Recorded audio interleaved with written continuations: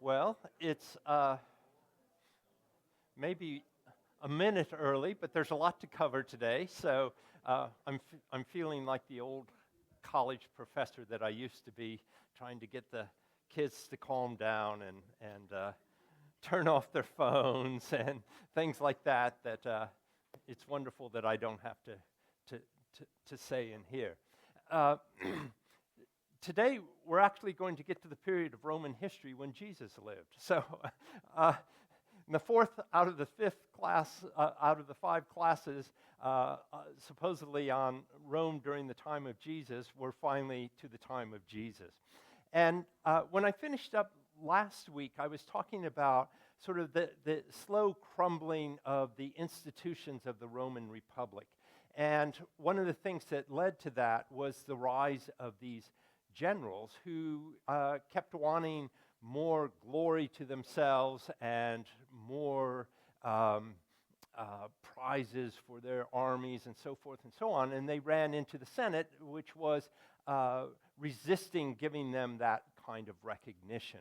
And I mentioned in particular that one of the generals, Pompey, came back after victories in the Middle East and wanted some land distributed to his soldiers, and the Senate was balking at doing that. And I just wanted to step back for a second because there is something important about that. Whoop, I'm going the wrong way. That battle in the Middle East. So it was taking part in this area, which is the old Seleucid kingdom, which was one of the successor states of Alexander the Great. So this was run by Greek generals, and Pompey was out in this area and conquering the area which is still known today as Syria and was known as Syria at the time. And during that campaign, he takes over Jerusalem and Judea. So this is the time now that Jerusalem and Judea, the sort of the center of the Jewish or the Hebrew population, comes under Roman control. And we get references to this in the Bible because there is a King Herod that we've all heard of at the time of Jesus' birth. And Herod was actually a Jewish king, right? And Judea at the time was a client state of the Romans. So there's sort of two ways that the Romans would take over land. They would either take it over and say, we're now fully in control, and we're going to make you a province of the Roman Empire, and we'll send out governors from Rome to rule over you. Or what they often did was they said, you just need to recognize us as your superior, pay taxes to us, and we're more or less in charge of any foreign policy in this area, but we'll allow you to keep the king that you have, and we'll allow you to keep the form of government that you have. You just are now a tributary of the Roman Empire. And that's what they did in Judea to begin with.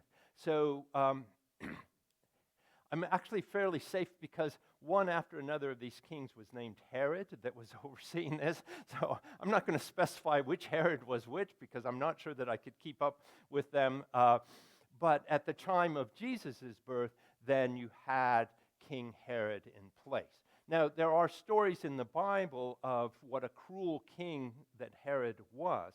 And although there's no other historical record showing Herod going out and killing all the baby boys, as the story is told, I believe that's in Matthew, he was known as being a cruel king, and the Romans, after a while, realized that this was causing instability in Judea. It was making it more and more difficult for them to rule over. So they eventually got rid of the king and made it a Roman province. I'm seeing what year that was in the year 6 AD, and they pull it completely under them. And then just sort of jumping forward in the story, the other Roman official that we hear about in the biblical accounts, of course, is Pontius Pilate. And Pontius Pilate is one of these Roman governors sent out from Rome to oversee Judea as a province of Rome. Okay, so I just wanted to go back and fill in a little bit of that background. This, of course, for the Romans was just sort of a sideshow, right? It wasn't the center of their empire, and of course, nobody knew at the time what the importance of all this would be. All right, so where I left off then was Pompey and Crassus, these two generals. Pompey had made his name originally in Spain, and Crassus had put down the Spartacus slave rebellion, and they're both unhappy with how things are going.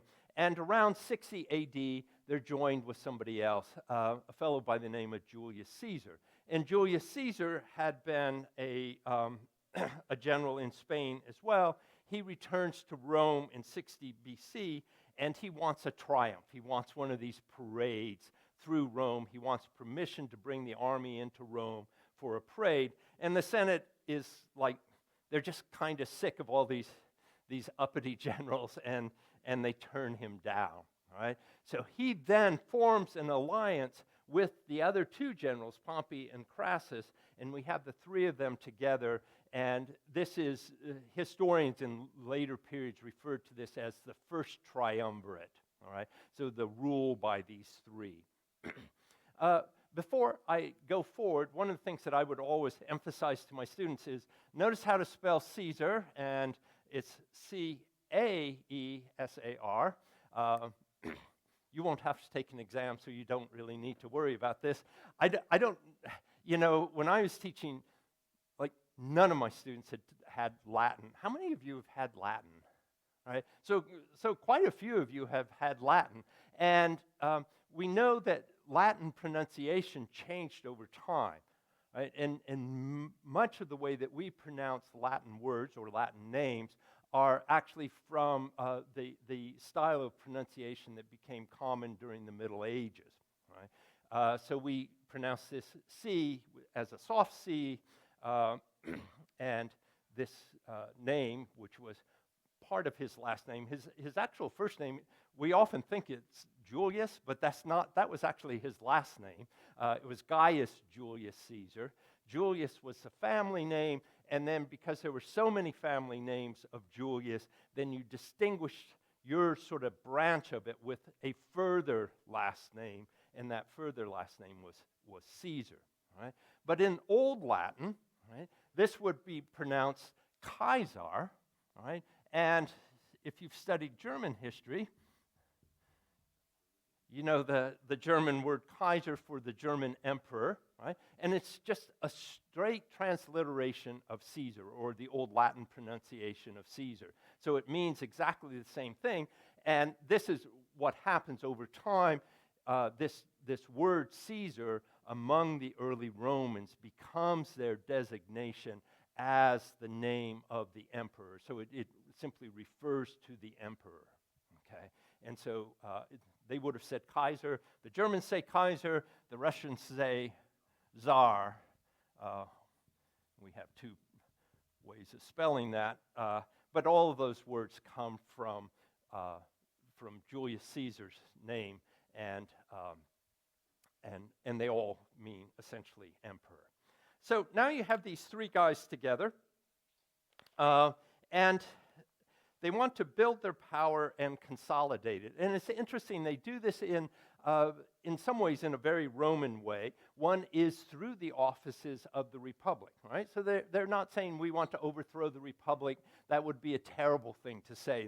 And the Romans are very, very proud that they're not a monarchy, that they're not under one-person rule, right? So what they want to do is consolidate their power through the offices of the republic.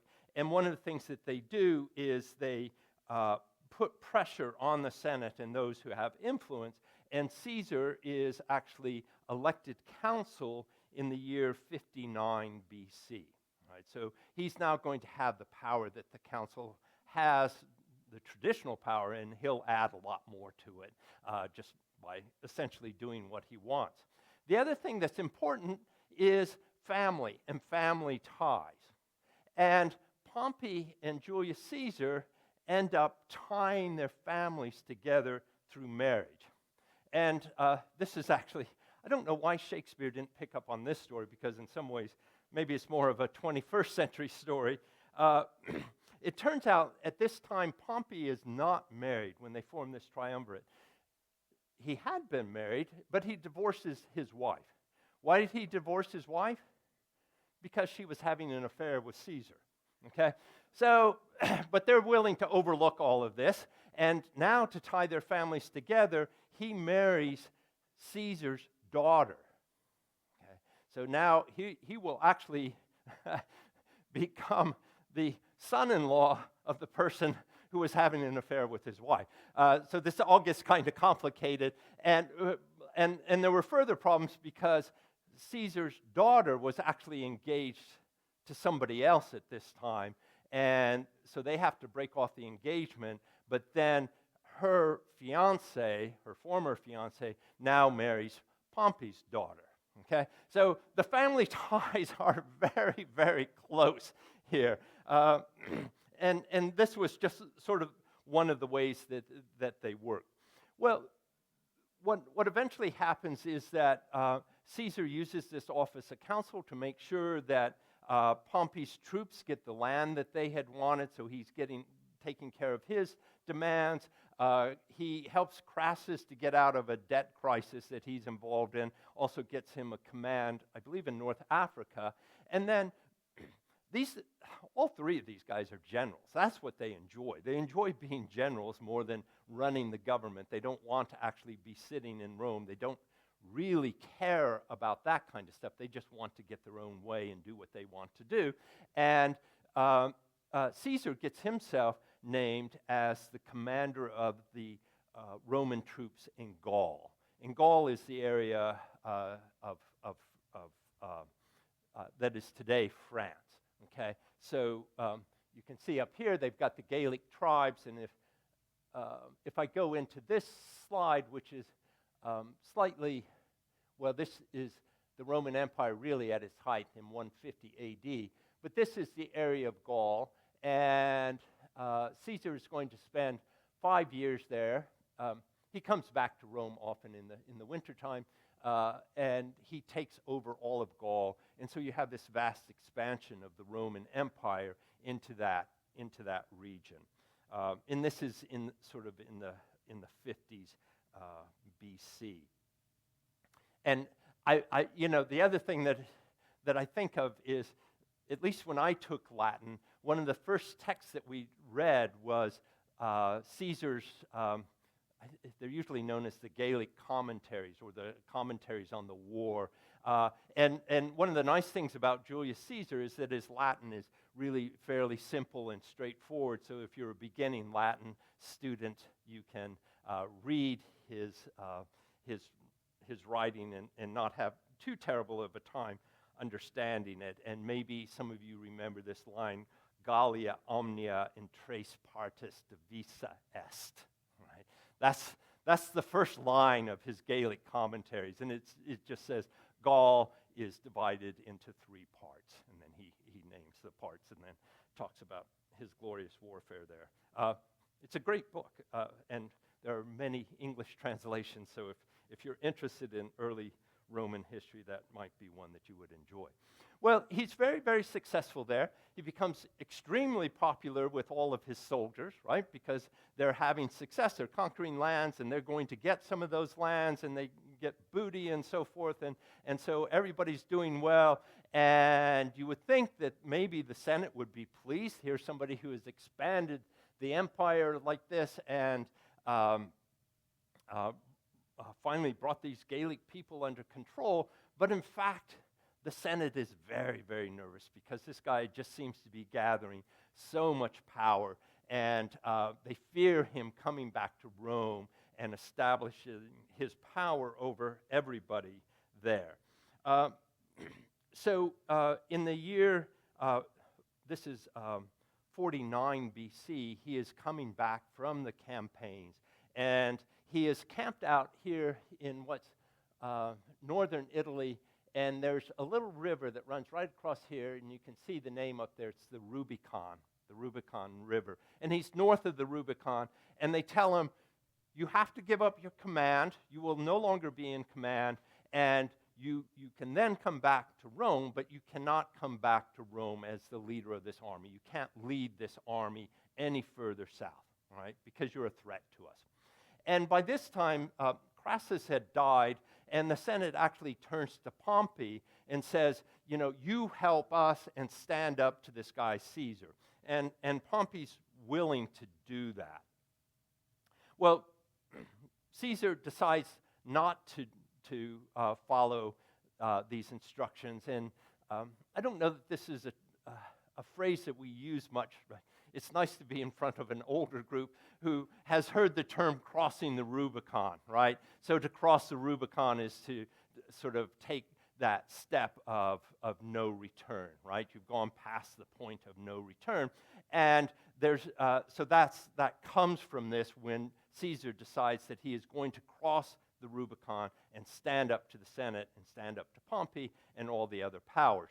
And the other thing that he says is the die is cast, right? And we've heard that term as well, the die is cast. And he's talking about you begin a game, right? And the first thing you do is you throw dice, or in this case, a single die. And he's saying, we've thrown the die, now we're going to see how this game plays out. So that's what he's talking about. And he brings his troops and he marches on Rome. Well, Pompey, he eventually, and I'm not going to go into all the details of this, he eventually defeats Pompey, right? Pompey sets out this way, and eventually Pompey makes it all the way down to Egypt. Egypt is not under Roman control. Egypt is sort of the last of these of the successor states of Alexander the Great. And the family that's controlled them, it's a Greek family, is Ptolemy's family. They're descended from the general Ptolemy, so it's known as the Ptolemaic kingdom. So it is a Greek ruler over Egypt, although these Greek rulers adopt many of the Egyptian customs. And one of the cool things is to be a pharaoh. So they're all right with that, and they'll dress like Egyptians and so forth and so on. And the last of these Ptolemaic leaders who is there and is the person who is running Egypt at the time is Cleopatra. All right? So Cleopatra is in control in Egypt, and these powerful men, one after another, are very attracted to her. And Ptolemy, while he is on the run, manages to have a quick affair with her. But then he is.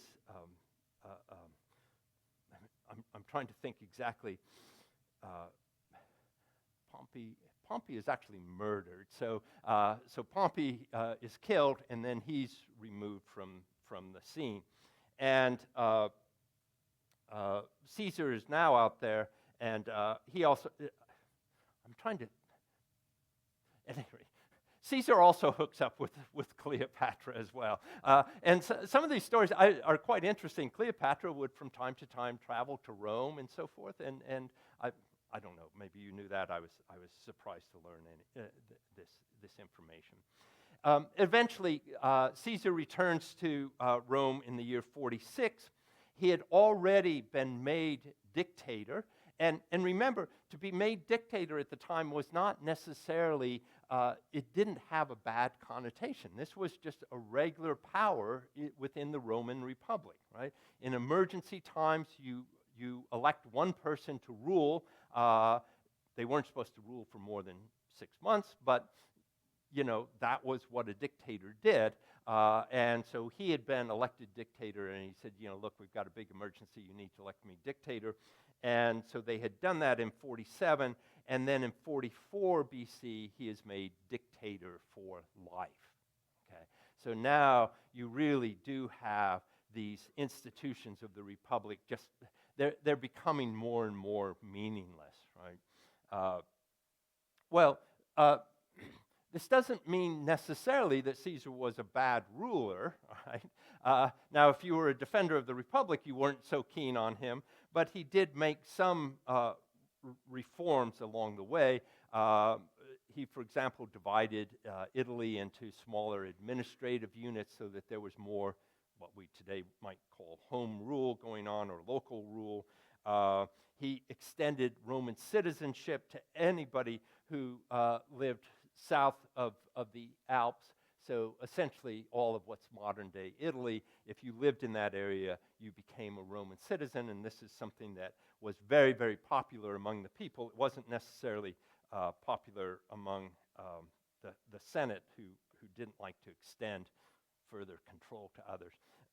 And then one of the things that we know about a little bit is that he reformed the calendar. The old Roman calendar was 355 days, and by the time he reformed it and made it 365 days, they were like 12 weeks off, a full season off, right? So I don't think they were talking about global warming at the time, but you can imagine if it's or global cooling. I'm trying to figure out in my brain which way this is working, but you know, if it's already winter and you think that it's just autumn beginning or something like that. At any rate, he got that straightened out, and that would be the type of calendar that's in place, and it did, by the way, include leap years. It was in place until 1582 in the West, when the Gregorian calendar came in and made further adjustments, which I won't go into at this time. But so he does make some reforms. He's very popular among the common people. They love him, but the Senate doesn't, and those who defend the old traditions of the Republic don't like it. One of the things that he did, by the way, to extend his power is that he increased the membership of the Senate, which at one point had been 300, and then I believe it was under Sulla, it was expanded to 600. He now expands it to 900. So, and of course, all those new senators are people who support him, right? So the old institutions are really crumbling down, and there are a couple of patricians, senators, and military men by the name of Brutus and Cassius, who you have heard of from Julius Caesar, right? And they arrange his assassination. So when he arrives at the Senate in the year March 44 BC, they murder him. Okay, and it's their hope that we get rid of this tyrant and we can restore the traditions of the Republic, right? But they hadn't really thought past the assassination, and this, of course, is not particularly popular there in Rome. And the first thing that Brutus and Cassius do is they leave Rome, right? They flee Rome, and everything is left in a huge amount of disarray. Well, the Senate now turns to another general to try to get things back into control, right? And notice what they're doing now. They're not thinking, oh, we need to elect a couple of really good councils, and we need to make sure that the assembly of the tribes are doing their job and all of that. Instead, they say, how do we handle this situation? We need another strong man, and we're going to bring in this guy, Mark Antony. And I don't know why it is that almost all these people, we refer to them by their old Latin names, but we don't call him Marcus Antonius, which he would have been known as, but we give him a good English Mark Antony name. And they want him to go out and, essentially take control of the army. So this army that had been under the control of Caesar, they want him to be able to take on that army, and they send and which he does. But actually, I told you wrong. Let me get this right. He comes in and says, "I'm going to take over the army," and he takes over the Roman legions that have been stationed in Gaul. So this is the old army of Caesar, and he takes over that. All right. It's then that the Senate comes in and they get somebody else. They want another general to go and take Mark Antony and bring him to justice. Okay, so I'm sorry. Yes, yeah, yeah. So they were sort of seen as part of the same faction, and so the Roman Senate is concerned about that. I'm sorry because I messed that up. And they get another general to go out. Now, it's interesting, the person they choose is this fellow Octavian. Octavian is only 19 years old, but he is also the adopted son of Julius Caesar. Okay? Doesn't seem to be the wisest choice, but what they're thinking, it appears that what they're thinking is he's only 19 years old. We'll be able to control him, right? You should never expect to control a teenager, right? But this is what they think, right? And so they give him command of the army there in Rome and say, you go and take care of Mark Antony. Well, he marches out, and he actually does defeat Antony, and he drives Antony further to the north, and then he returns to Rome, and the Senate is all pleased with this. They think, okay, he's done what we need him to do. We'll now control him. And he says, no, you know, I've got this army. I've got some plans of my own. And again, the Senate is like, oh my God, you know, what are we going to do? And then he turns to Mark Antony and he says, you know, you were a friend of my father, my adoptive father, and we seem to have the same interests. Let's join together, all right? So the two of them are now joined together. And I don't know whether this was just done so that historians could talk first about the first triumvirate and then the second triumvirate, but they do bring in a third general, a fellow by the name of Lepidus, who never really amounts to a great deal and doesn't have the same ambition as they do, but it does at least allow us to have the second triumvirate. So we have these three men cooperating with one another and running Rome.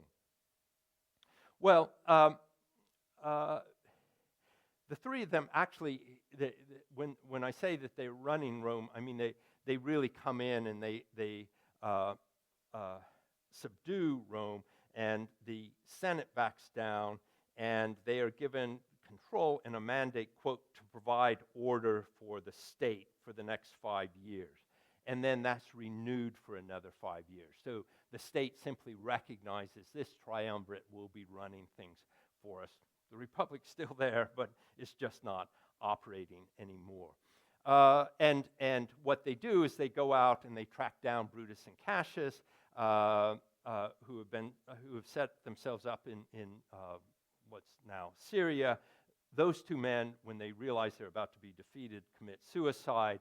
The lands are taken, their personal lands, plus the personal lands of their soldiers and so forth, are all taken from them and redistributed to the armies of Mark Antony and Octavian. And then they return to Rome and they hunt down their enemies within Rome itself, and senators who had not supported them, they simply go and murder them. Right? And one of them is Cicero, this guy who had been trying to bring about compromise and so forth, and they track down Cicero. Cicero is, he's a sick man, he's being carried in a litter, or he's in a wagon or something, and when they come up to him, he just opens up his robes so that they can stab him in the chest.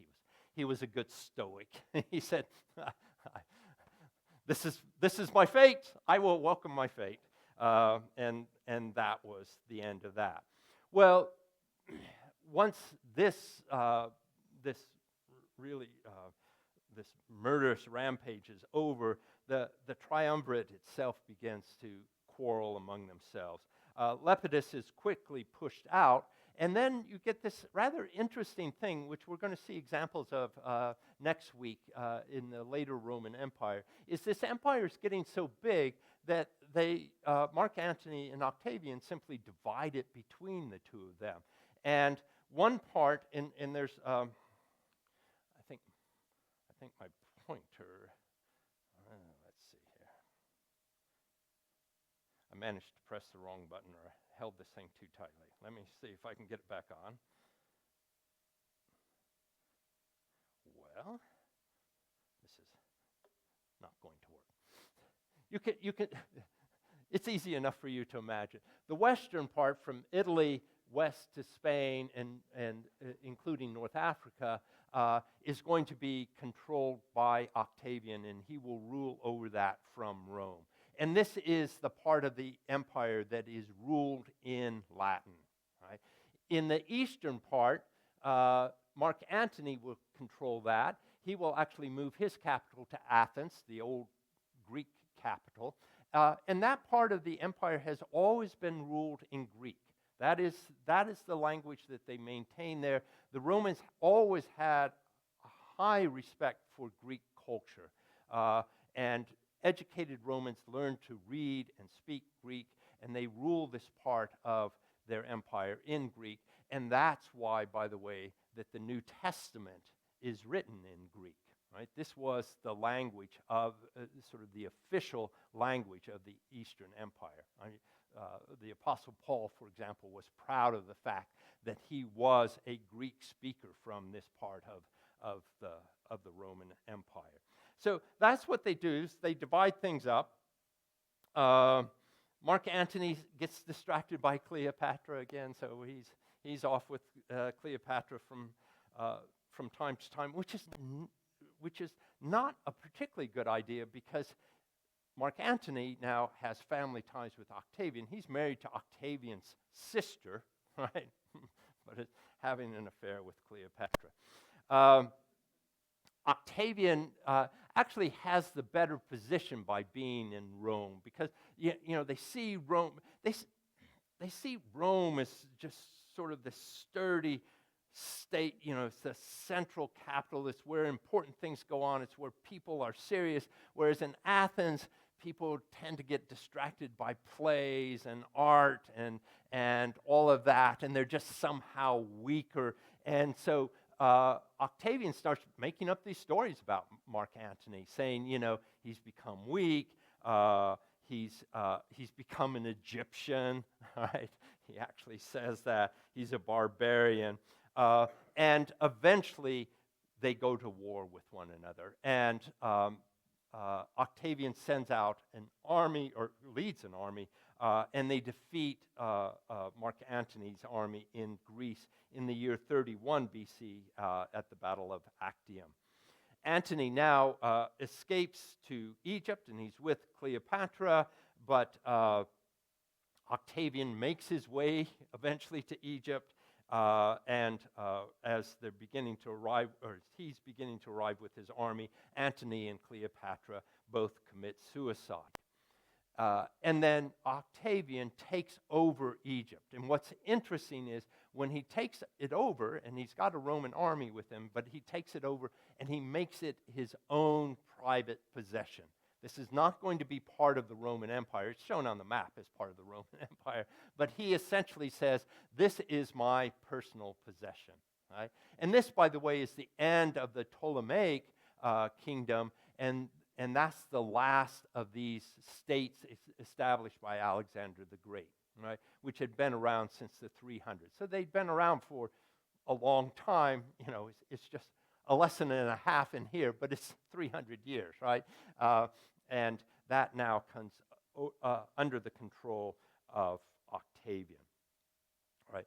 Octavian is now without rival, and he comes back to Rome. Right? But he's aware of what happened to his father, right? His adoptive father, who was murdered. Right? And so he's going to be careful about this. He's not going to come in and just say, I'm the all-powerful, you have to listen to what I want, right?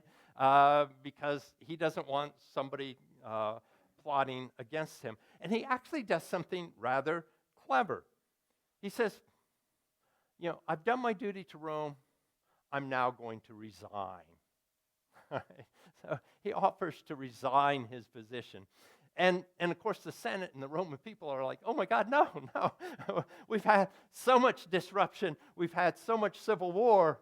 We need somebody in control. We know what that chaos is like not to have somebody in control. Right? He, of course, knew that this was what they were going to do. But what a smart move, right? What a smart move. And so now he has full control, and he can say, all of you agreed to it, right? All of you begged me to come back, all right, and take over. All right.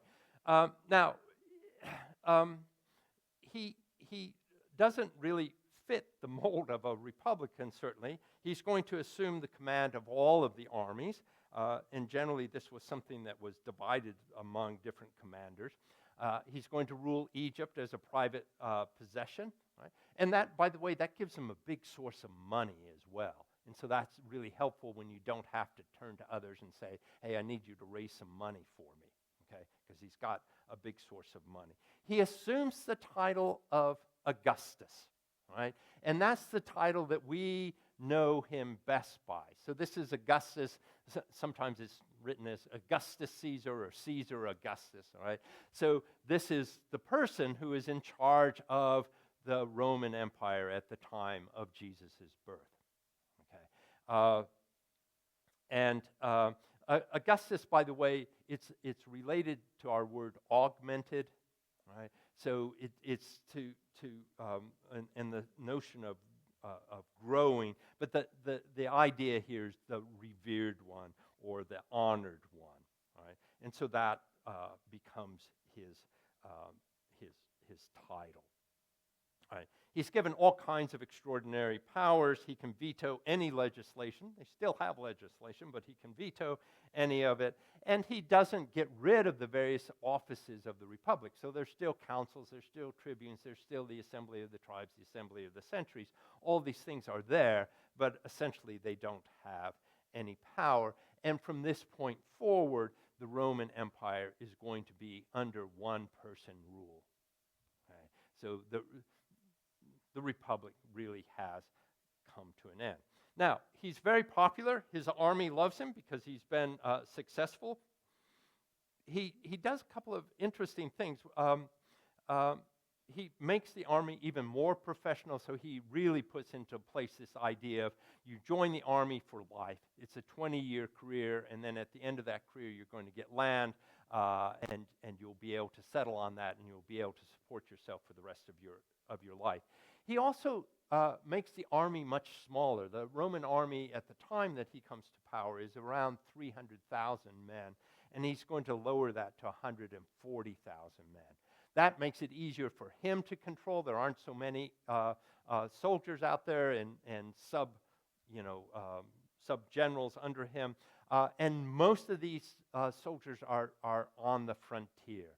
So they're not there in Rome. And that also calms the whole situation to have these armed men way out on the frontier. The biggest thing that people enjoy is just the end of turmoil and civil war.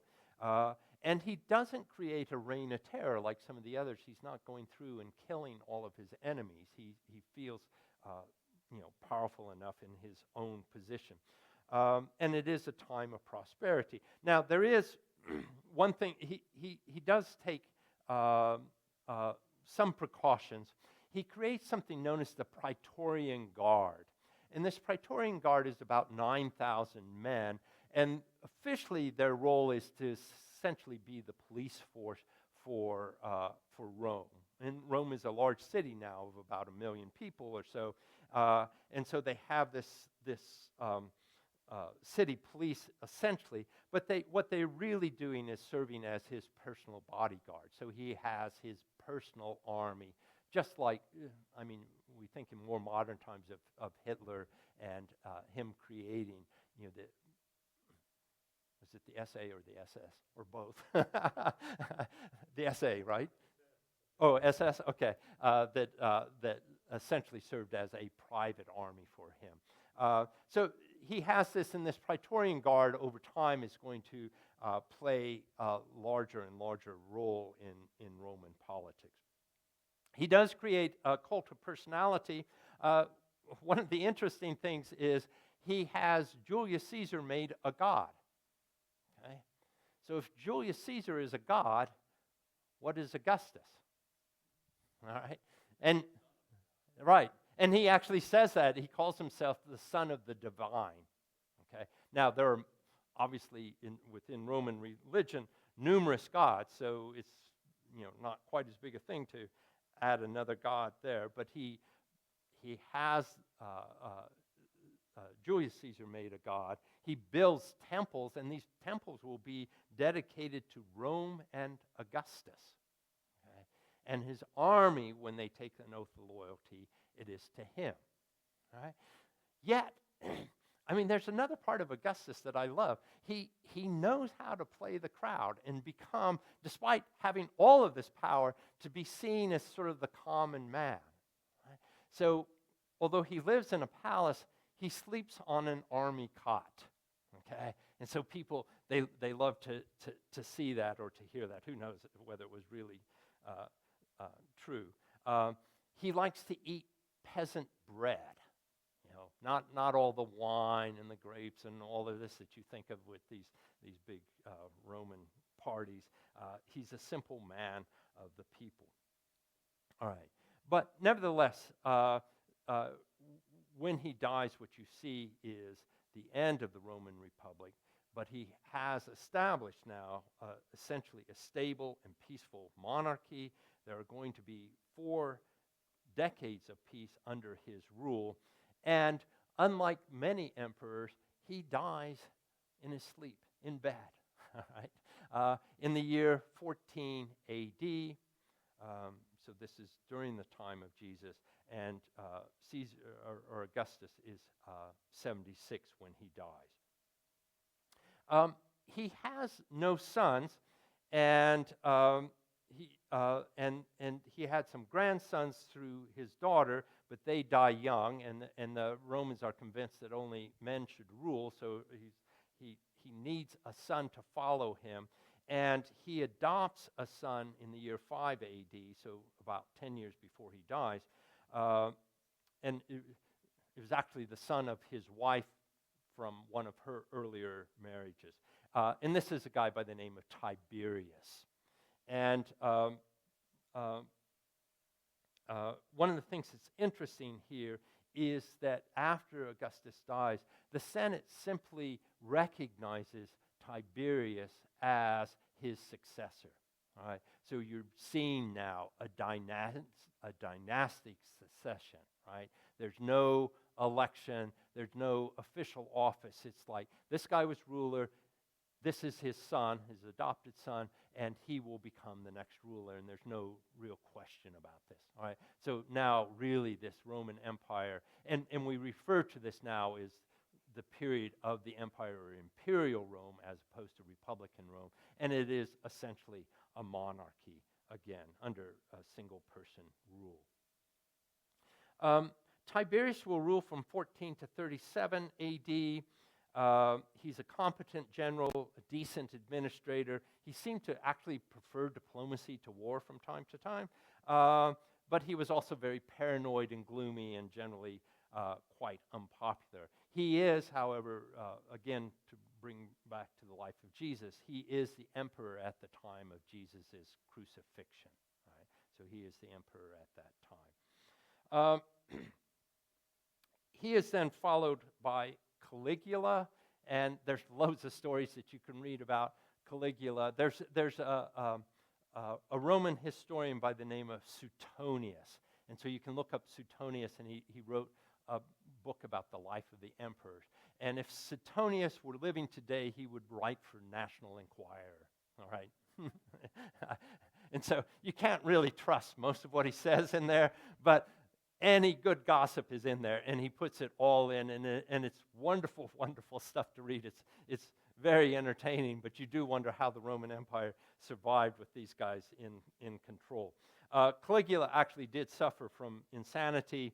I do like he did at least respect the offices of the Republic, or acknowledge them, I should say, maybe not respect them. So there were still councils. He did make one of his horses one of the councils, so now one of the people overlooking Rome is Caligula's horse. People got kind of upset with him. He liked to cross-dress, so he would dress as a woman and walk around Rome, and that somehow didn't quite fit the image that the Romans had of their emperor. And he is eventually murdered by the Praetorian guards, who just say, it's time for us to move on to somebody else. he's followed by Claudius, and I'm just moving through these first emperors who are technically all descendants of Augustus. Claudius is Caligula's uncle, and the Praetorian Guard are the ones who choose him to be the next one in control, probably because he paid them off. And he will rule from 41 to 54 A.D. PBS kind of made him famous with this I, Claudius series, and there's some that argue that he was gullible and easily manipulated, and others who say that he was actually intelligent and quite competent. He had a stutter and sometimes appeared to be a relatively weak person. But it is during his reign that Rome makes its final expansion, and Britain comes under the control of Rome. So there is a few other small areas that are taken over, but this is the last major acquisition that the Romans have, and that is at the time of Claudius. Well, in the end, it's actually his wife that has him murdered, and he's then followed by his son. His wife seems to think that maybe his son will do a better job, and this is Nero. And this is the last person I'm going to talk about today. Nero rules from 54 to 68. We know a lot about him from the stories that, and a lot of these actually come from Suetonius, but also Tacitus, who I'm going to talk about in a minute, about his behavior during the fire of Rome. And the image is always that he fiddled, right? That he played his fiddle while Rome burned. That's not actually true. As far as we know, he didn't play the fiddle. What he loved to do was sing, right? He loved to sing, and he thought he had the most wonderful voice, and that actually proved to be true because they would have all these singing contests, and he would enter these singing contests, and he would win every single one of them. So he loved to sing. Suetonius tells stories of people being forced to come to his concerts, and he would sing for hours. And people would fake their deaths so that they would faint and fall over so that they could get carried out of the arena where Nero was singing. I don't know for sure whether this is true, but it gives you some sense of him. He was actually a very, very ruthless leader. He did murder all of his enemies, including, by the way, his mother.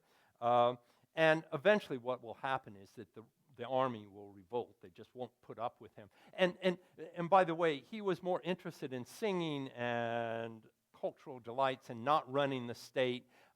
He spent loads and loads of money, so the economy was in turmoil because of his spending, and he didn't look out for the army, right? So the army was unhappy, and the army has a certain amount of power, and they began to march on Rome, and he understands that they are going to murder him, and so he cuts his own throat. And supposedly his last words were, "To die," and such a great artist. So this was the end of Nero. But what I want to talk about actually is the events of the fire of Rome, or the Great Fire of Rome, the burning of Rome, which took place during his reign. Let me get you the exact year, 64 A.D.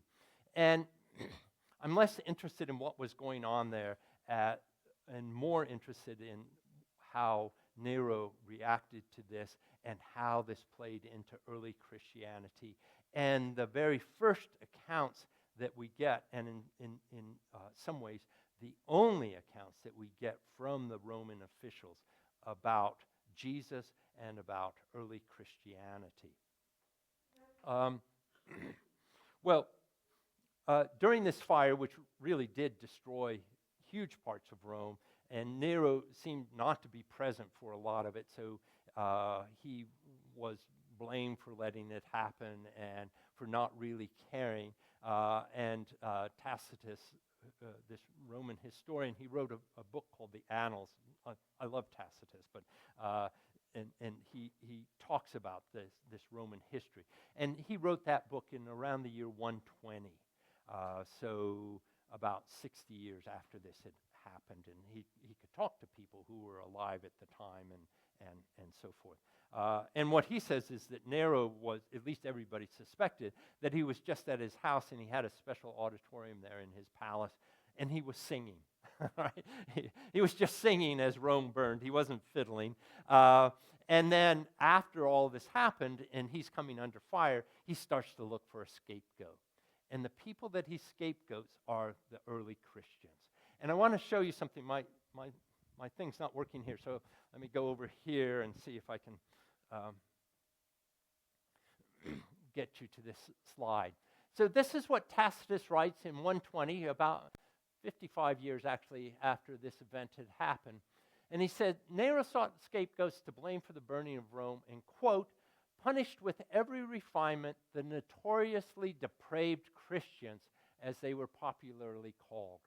Their originator, Christ, had been executed in Tiberius' reign by the governor of Judea, Pontius Pilatus.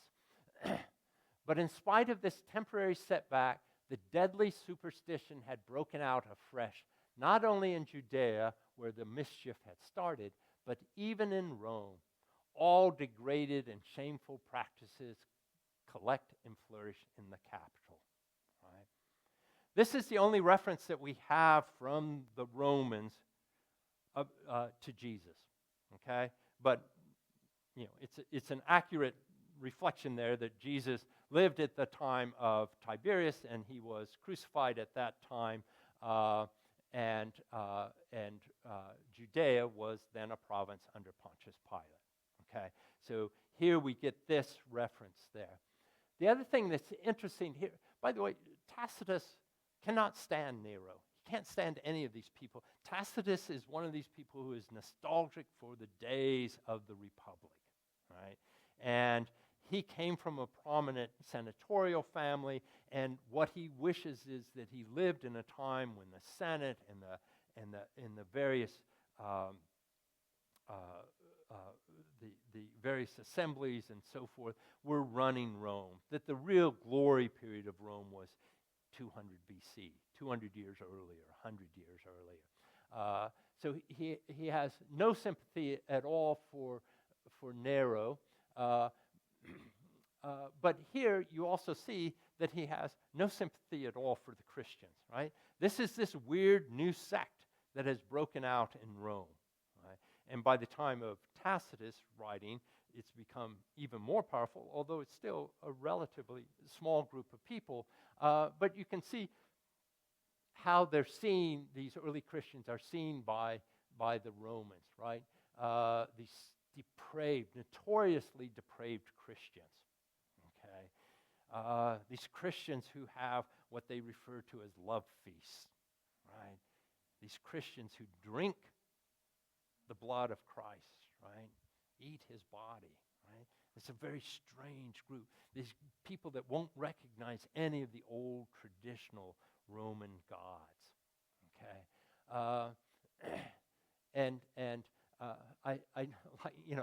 Here, this deadly superstition, and then he talks about Judea where the mischief had started, but even in Rome. And then, doesn't this sound like the old man that's upset with the way the world is today, in Rome, this terrible city, right? Everything bad happens in Rome, right? And eventually even these Christians come to Rome where all kinds of horrible stuff happens, right? He writes a little bit more.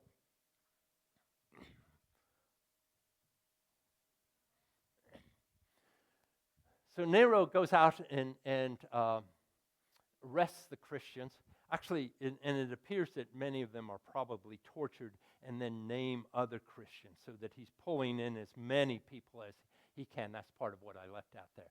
So Nero had self-acknowledged Christians arrested. Their deaths were made farcical. Dressed in wild animal skins, they were torn to pieces by dogs or crucified or made into torches to be ignited after dark. Okay? And he talks about them lighting up the night with their burning bodies. Right? But then he talks about, he really feels like Nero's made a mistake here. Despite their guilt as Christians and the ruthless punishment it deserved, the victims were pitied, for it was felt that they were being sacrificed to one man's brutality rather than to the national interest. Okay? So that the people of Rome see these people clearly as scapegoats. They don't believe that they were responsible for the burning of Rome, that this was somehow Nero's fault, and Nero is, through his brutal behavior, makes these people into a group that is pitied. Right? And this does seem to have actually helped in some ways Christianity, because others look at them and these people are not resisting their arrest. Right? They're not going into hiding. They're not running away. They're not denying their religious beliefs. Right? But they're remaining there knowing that they're going to be killed in this very brutal way. And this causes some people, at least, to think, what is it about their beliefs that causes them to do this? All right, that's where I'm going to end for today. So we've got the rest of the Roman Empire, and we'll cover that next Sunday up to the fall of the Roman Empire, and I'm just going to use the traditional date of that, which is 476 BC, and we'll see in that some of a little bit of the further development of Christianity, because over time Christianity is going to be recognized by the Roman emperor. A Roman emperor will become a Christian, and then eventually it will become the official religion of the Roman Empire. And so the story of Christianity and Roman history, the imperial history, become very much tied to one another.